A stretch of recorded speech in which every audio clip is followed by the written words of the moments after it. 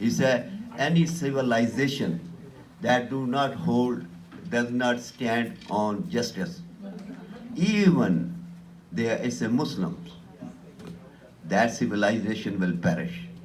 And any civilization that stands on the justice, even if it is not, even if it is not Muslim, okay, they will sustain.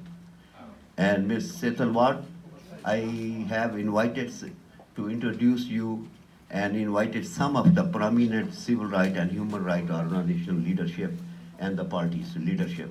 Because what I learned in my struggle is that when you stand up for yourself, the next thing you have to do is to build the coalition.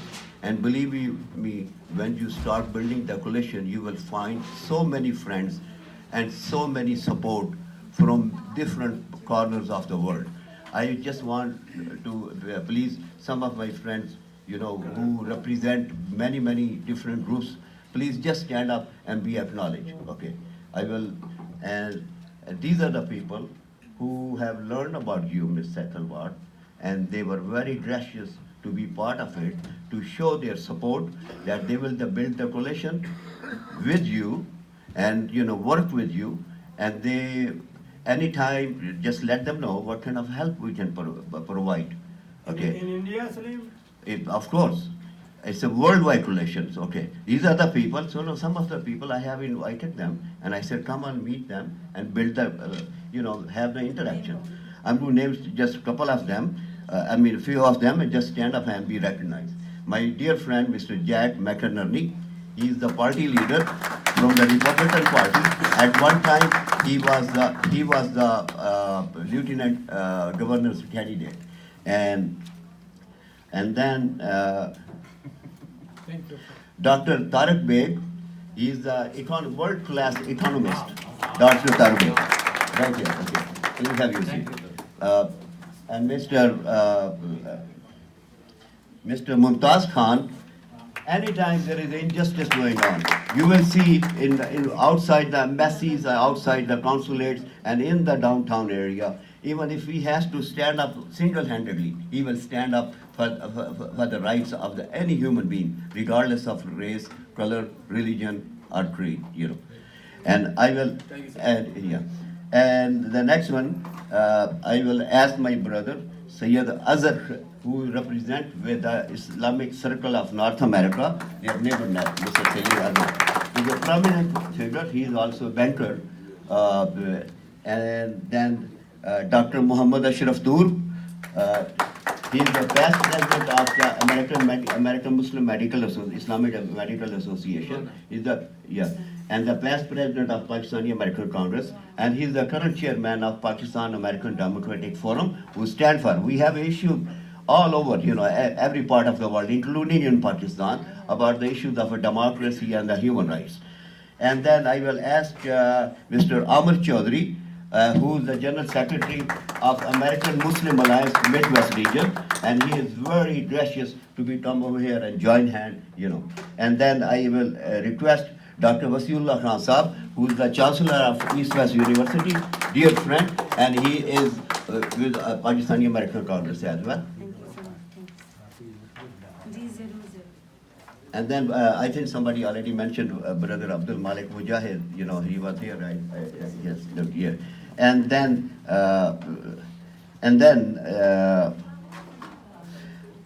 and not the least, okay, I will ask Mr. Hamza Latif, Ms. Setalvad. Go ahead. Just go ahead. Yeah.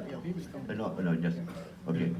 Amnesty International, their head office, has made a special request to show their representation and show the concern where your work you are doing is, and they have sent Mr. Hamza Latif, okay, who is the local organizer for Amnesty International. And I will request Mr. Hamza Latif to come in and say for a couple of minutes quickly. And all these people are here to show the support and to build the coalition whenever and wherever it's needed. Thank you. Thank you. Good evening, everybody. going to keep my comments short, as Ms. Setalvad and the professor did a superb job of going into a lot of the nuts and bolts and the details and the meat of the human rights violations that were discussed in detail. Just a show of hands around the room. How many people are familiar with Amnesty International? I'm a member. Thank you. I'm glad. Amnesty International's creed is very simple. There's 30 rights that are given to all citizens that were signed in the Universal Declaration of Human Rights, December 1948. That document was signed by all the nations that were present. 58 countries signed it. Amnesty serves as a watchdog to make sure all of those rights are afforded to the citizens of those countries. Now, a third of Amnesty's resources are spent in the research. And nowadays, with fake news and data that's plaguing Facebook and other news sources, we only use our own data. So a third of our resources are spent collecting the information. It's vetted and passed around. So the UN, the data that they use comes through Amnesty International. Now, if you guys are interested in reading the 2017-2018 international report that just came out, just come find me and I can get you a copy. But before I get into some of the more subcontinent-specific details, I'd be remiss if I didn't talk about the refugee crisis that Amnesty is working on right now. Currently, we have the largest fraction of the world's population living in a refugee status. That's 22.5 million refugees. Yeah, absolutely. And all of these refugees half of these refugees are being housed in about 10 countries. So there's a lot of work to be done there. A lot of Amnesty's work in India with our country specialists have brought data showing that there's been an all-time increase in human rights violations against minorities in India. 40,000 crimes against the Dalits, including physical attacks, restricted access to hospitals, schools, etc. Two Dalit men were killed, and dozens of homes were burnt down in Sahanapur and Uttar Pradesh. And again, the overwhelming majority of these civil rights that are being violated are against minorities. I know it was mentioned already, 10 Muslim men were lynched and many injured by the cow protection groups and the people that were doing these violations were members of the BJP party. And even though these arrests were made, there was no charges pressed, and ultimately those were dropped too.